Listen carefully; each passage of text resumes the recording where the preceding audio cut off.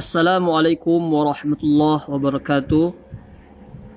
Kepada teman-teman yang melihat video ini dimanapun Anda berada, baiklah, mari kita pada kesempatan ini mengkaji bersama-sama, membahas tentang seputar yang membatalkan sholat. Dalam hal ini kita baca dalam kitab At-Taqriratus Sadidah. Baiklah, kita mulai dengan Bismillahirrahmanirrahim. Babu mubtilatis sholati. Adapun ini suatu bab membahas tentang yang membatalkan sholat, atau sesuatu apa saja yang membatalkan sholat. Wahya arba'atun. Adapun yang membatalkan sholat itu ada 4. Al-awwalu, yang pertama adalah al-kalamu, berkata-kata atau berbicara di dalam sholat sesuatu yang bukan berkaitan dengan bacaan sholat. Wa fihi tafsilun. Berkata-kata di dalam sholat itu ada beberapa perincian atau penjelasan.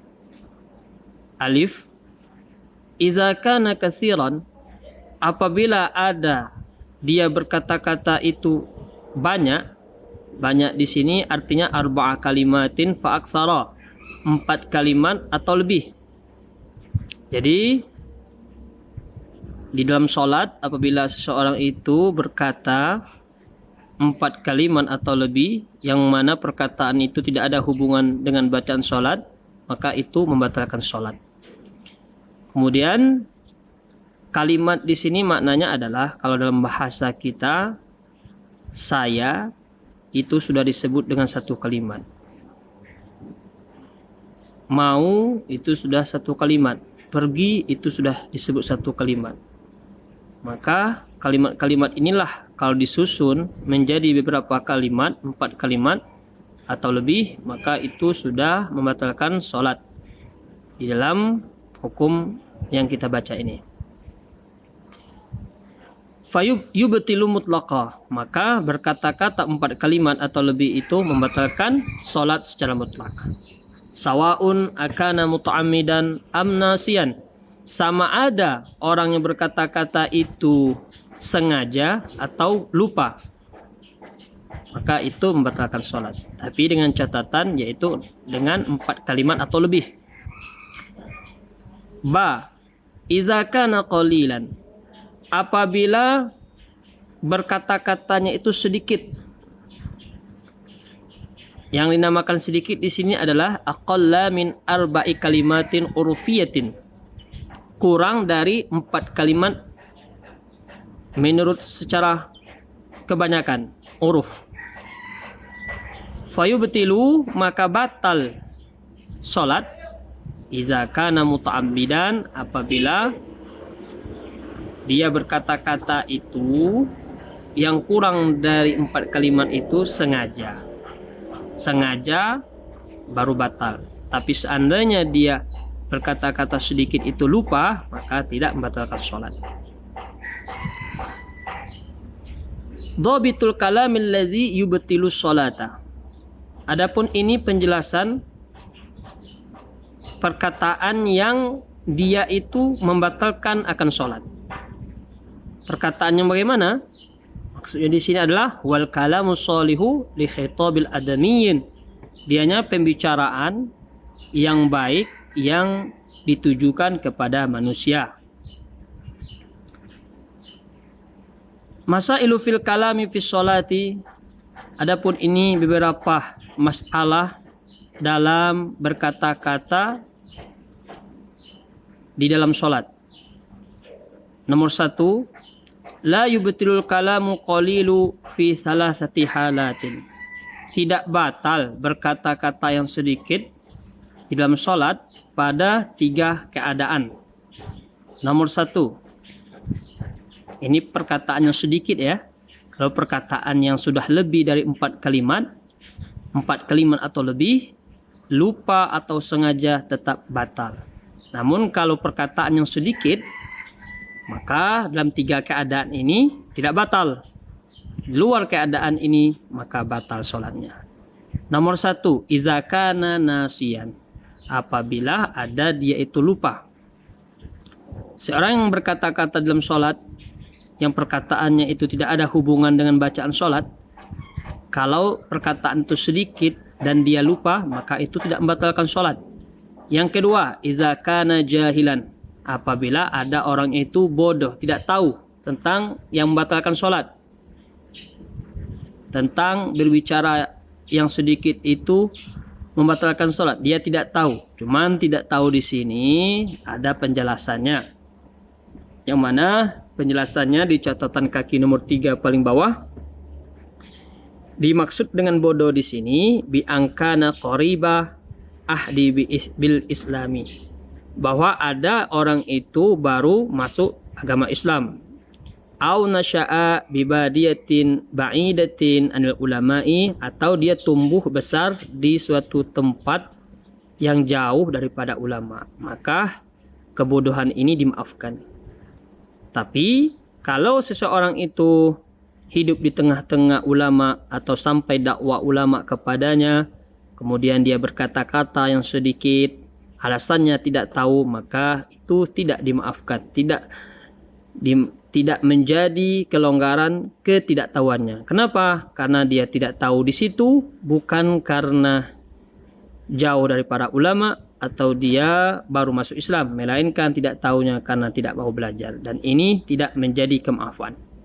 Nomor 3, iza sabaqa lisanuhu. Apabila tercoplos lidahnya dalam berkata-kata yang sedikit di dalam sholat, maka itu tidak membatalkan sholat.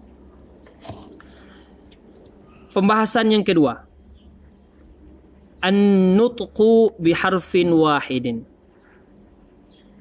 Berkata-kata dengan satu huruf. Tadi beberapa kalimat ya, kalau ini dengan satu huruf. La yubtilu wa in kana muta'ammidan. Berkata-kata satu huruf itu tidak membatalkan dia akan sholat, sekalipun dia berkata satu huruf itu sengaja. Illa kecuali fi salasi halatin fa innahu yubtilu. Kecuali pada 3 keadaan ini, maka berkata satu huruf itu membatalkan sholat. Yang pertama, iza kanal harfu mamdudan. Apabila ada satu hurufnya itu mamdudan, sangat panjang. Hukum mad ya, sangat panjang. Maka itu walaupun satu huruf tetap membatalkan sholat. Yang kedua, iza kana mufhiman. Apabila ada satu huruf itu bisa dipahami atau memiliki makna, maka itu membatalkan sholat. Walaupun satu huruf tapi membatalkan sholat. Kaqaulihi, seperti perkataannya qi. Qi itu maknanya wiqayah. Wiqayah itu artinya jagalah. Walaupun dia satu huruf qi itu kalau kita bahas dalam segi ilmu nahu, ilmu sharaf adalah fi'il amar dari waqa yaki wiqayatan wa mauqan fahuwakin wa zaka mauqiyun qi. Maka qi ini walaupun satu huruf namun maknanya bisa dipahami, yaitu jagalah, peliharalah. Atau minal wi'ayah. Atau fi, cukupilah. Wafa yafi wifayatan wa maufan. Kemudian fil amalnya fi, cuman huruf fi saja, maka walaupun satu huruf dia membatalkan sholat. Kenapa? Alasannya karena satu huruf itu memiliki makna yang bisa dipahami, dan itu kata perintah. Yang ketiga, berkata-kata satu huruf itu tidak membatalkan sholat, kecuali yang ketiga ini iza kana biqasdil la'bi. Apabila dia berkata sedikit itu dengan tujuan, atau apabila dia berkata satu huruf itu dengan tujuan bermain-main. Di dalam sholat dia berkata satu huruf alif misalnya, walaupun alif itu tidak bisa memberi makna, tidak bisa difahami maknanya, namun ketika dia mengatakan itu bertujuan bermain-main, maka itu membatalkan sholat. Kama qala sahibu sufwatiz zubat wa tarkuhu amdan kalaman lil bashar harfaini aw harfan bimaddin sautaka aw mufhimin walau bidihaqin aw buka أو ذكر أو قراءة تجردا لفهم أو لم ينوي شيئا أبدا أو خاطب العاطس بالترحم أو رد تسليما على المسلم. Pembahasan nomor 3. Lau nataqa binazmil Qur'ani, seandainya melafaz ia seseorang dengan nazm Quran di dalam sholatnya, maksudnya dia melafazkan membaca Quran di dalam sholatnya, kaqaulihi, seperti ia berkata di dalam sholatnya, ya Yahya khuzul kitaba biquwwah, ayat Quran ini kan, atau udkhuluha bisalamin aminin. Hal tabtulu sholatuhu amla, apakah batal sholatnya atau tidak? Orang yang di dalam sholatnya dia hanya selain membaca ayat pendek, dia juga di waktu-waktu yang lain ruku, sujud misalnya, dia mengucapkan ayat-ayat Quran seperti ini atau ayat Quran yang lainnya, apakah batal sholatnya atau tidak? Laha arba'u halatin, maka baginya itu ada, bagi dalam bacaan itu ada 4 keadaan. Lihat dulu keadaannya, bagaimana dia mengucapkan lafaz itu. Nomor 1, tarotan yaksidul Qur'ana faqat fala tabtulu sholatuhu. Terkadang apabila seorang itu melafazkan ayat Quran di luar bacaan-bacaan ayat pendek, namun bermaksud dia membaca itu hanya Quran yang dibacanya, tidak ada niat lain, maka tidak batal sholatnya. Dia membaca ayat-ayat Quran di tempat-tempat ruku, sujud misalnya, ada ditambahinya bacaan-bacaan Al-Quran. Kalau tujuannya Al-Quran, dia membaca itu tujuannya Al-Quran, maka sholatnya tidak batal. Yang kedua, tarotan yaksidut tafhima faqat fatabtulu sholatuhu. Terkadang dia bermaksud membaca Quran itu memberi pemahaman saja. Maka semacam ini fatabtulu sholatuhu, batal sholatnya. Kalau dia membaca itu bertujuan memberi, untuk mengajar orang yang mungkin ada di sampingnya, dia baca Al-Quran ini bertujuan untuk memberi pemahaman kepada orang di sekitarnya, padahal dia dalam sholat, maka tujuan itu batal sholatnya. Yang ketiga, tarotan yaksiduhuma ma'an fala tabtulu sholatuhu. Terkadang kalau dia bermaksud membaca Quran itu bertujuan, pertama memang tujuannya bacaan Quran, yang kedua tujuannya memberi pemahaman kepada orang mungkin yang ada di sekitarnya, dia baca kuat-kuat supaya orang paham dengan makna yang dibacanya, maka fala tabtulu sholatuhu, maka tidak batal sholatnya. Nomor 4, tarotan yutliqu la yaksidu syai'an. Terkadang dia baca Quran itu di dalam sholat, di luar, di tempat-tempat yang berbeda seperti ruku dia baca Quran, atau sujud, atau di tempat-tempat yang bukan membaca ayat Quran misalnya, tapi tidak ada tujuannya, dia hanya membaca saja, tidak ada maksud membaca Quran, tidak ada maksud memberi pemahaman, tidak ada niat sedikit pun dalam hatinya, fatabtul sholatuhu, maka batallah sholatnya. Kita masuk ke masalah yang keempat. Lau talaffazu biqurbatin, jikalau seseorang melafazkan ia dengan lafaz qurbah. Qurbah itu lafaz-lafaz untuk menunjukkan lafaz kedekatan kepada Allah, atau lafaz-lafaz yang bermakna ibadah.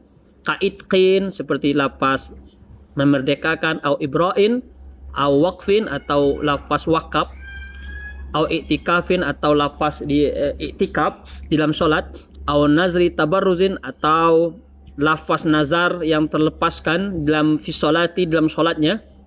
Kaqaulihi, seperti dia dalam sholat itu berkata, lillahi alayya an a'taqifa fi hazal masjidi. Dia lagi sholat, dalam sholatnya itu dia berkata, lillahi, bagi Allah, alayya, atasku, diwajibkan atasku, bahwa aku akan beriktikaf pada masjid ini. Dia berlafaz seperti itu sedangkan dia dalam sholat. Atau dia berlafaz lillahi, bagi Allah, alayya, diwajibkan atasku, an atasaddaqah, bahwa aku akan bersedekah bimi'ati riyalin, dengan 100 rial. Fahal tabtul sholatuhu, apakah batal sholatnya dengan lafaz-lafaz seperti itu sedangkan dia di dalam sholat? Maka jawabannya di sini, la tabtul sholatu, tidak batal sholat. Inda Ibni Hajarin, menurut ulama Ibnu Hajar. Wa wafaqahu Ramli fin nazri faqat. Namun Imam Ramli bersepakat akan pendapat Ibnu Hajar ini, artinya tidak batal sholat, cuman pada lafaz nazar saja. Wa fi ghairihi tabtulu indahu. Adapun pada lafaz yang lainnya di sini maksudnya lafaz seandainya orang berkata aku akan memerdekakan atau aku akan iktikaf di masjid ini, menurut Imam Romli itu batal. Tapi kalau lafaz nazar menurut Imam Romli tidak batal. Namun menurut Imam Ibnu Hajar semua itu tidak batal maksudnya.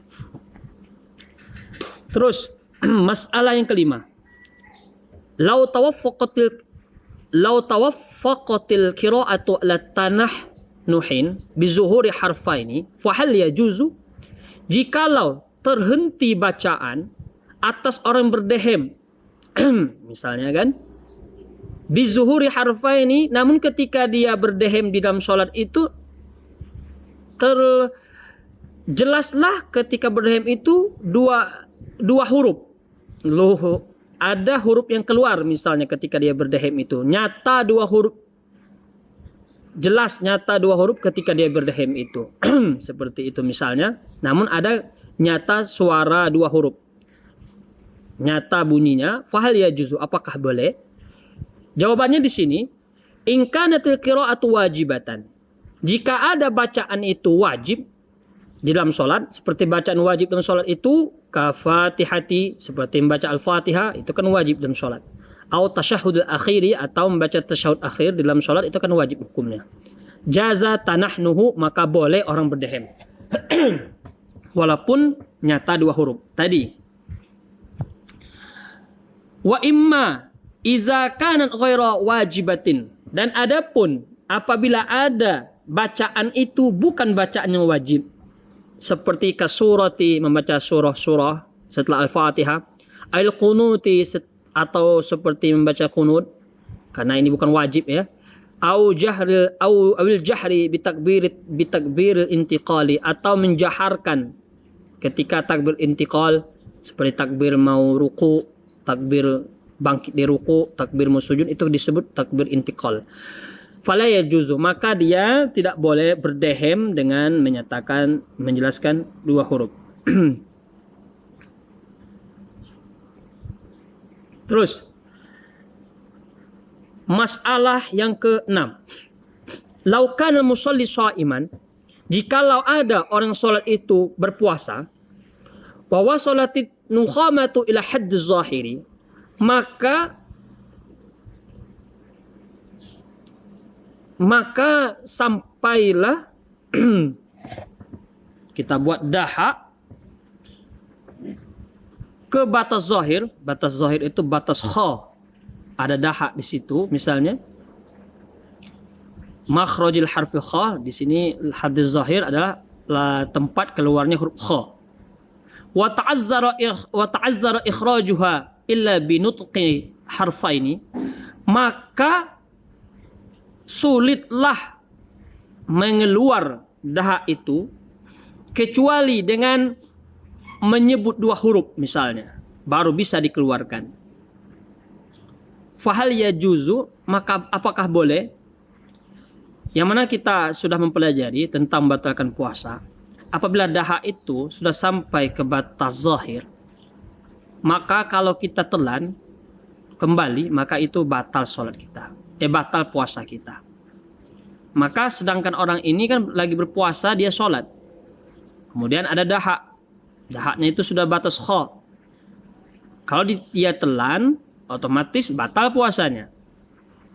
Maka dia harus mengeluarkan itu. Sedangkan dia mengeluarkan itu menyatakan dua huruf baru keluar. Dengan menyebut misalnya dua huruf yang jelas baru bisa keluar daha itu. Maka jawabannya apakah sah, apakah sholatnya itu batal atau tidak? Jawabannya di sini adalah yajuzulahu, boleh bagi orang itu mura'atan lisaumi, karena untuk menjaga bagi puasanya, wala tabtulu sholatu, dan tidak batal sholatnya. Berarti ketika seorang itu melafazkan dua huruf dan bertujuannya, maksudnya berdehem ya, bukan melafazkan, berdehemnya tadi terjelaslah 2 huruf. Kemudian tapi dia berdehem itu bertujuan untuk mengeluarkan dahak yang sudah berada di batas zahirnya, maka itu tidak batal sholatnya disebabkan karena dia menjaga puasanya. Kenapa dikatakan menjaga puasa? Karena kalau dia telan, maka otomatis batal puasanya, seperti video-video yang sudah kita bahas tentang berkaitan membatalkan puasa. Nomor 7, masalah nomor 7, lau tanahnahal imamu, jikalau seorang imam berdehem, fazahara minhu harfani, maka nyata dari seorang imam itu 2 huruf ketika dia berdehem itu. Fahal yajibu al makmumi, apakah wajib atas makmum itu mufaraqatuhu, dia berpisah dari imam? Jawabannya adalah la yajibu, tidak wajib, lihtimali uzrihi, karena memungkinkan uzurnya seperti itu sudah memungkinkan. Kenapa? Kaghalabatin, seperti kebiasaan yang terjadi, au nisyanin, atau bisa jadi imamnya itu lupa ketika berdehem itu. Li'anna zahira, sesungguhnya zahir itu tahruzuhu al-mubtilati. Li'anna zahira, karena pada dasarnya seorang imam itu dia betul-betul menjaga dari membatalkan sholat. Maka tidak usah kita mufaraqah. Kama qala sahibu Syufati Zubat, wa in nahal imamu fabada harfani fal aula dawamul iktida.